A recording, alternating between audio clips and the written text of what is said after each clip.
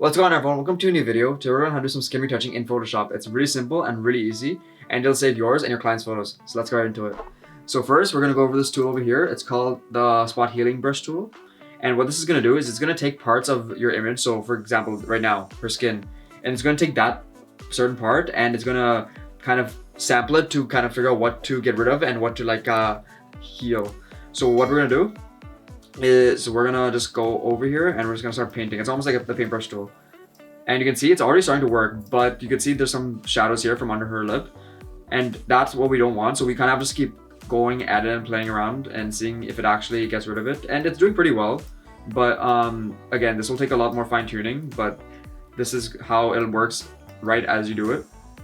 But as you can see so this is before, this is after, we've gotten rid of a lot of it. And it already looks pretty good. But if you want more finer detail edit and you want to make sure it looks way better, this is going to take longer, but it actually is better. So we're going to go to this tool over here called the Clone Stamp tool.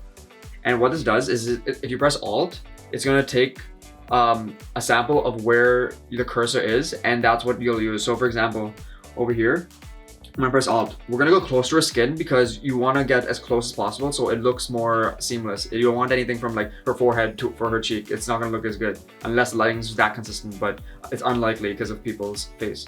So what you're gonna do, press Alt, and you're gonna go over. So you see the plus sign that appears, and that's where it's sampling. So you can see there's a slight discoloration. So instead we're gonna go here. We're gonna go down. And you got to be a little bit careful because if it goes over, it's going to start sampling whatever it is. So for example, the blemish. So you can see it's getting much better though if we go close.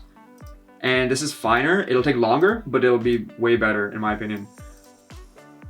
But you can see, we can even go bigger brush just to speed things up, but it'll sample more.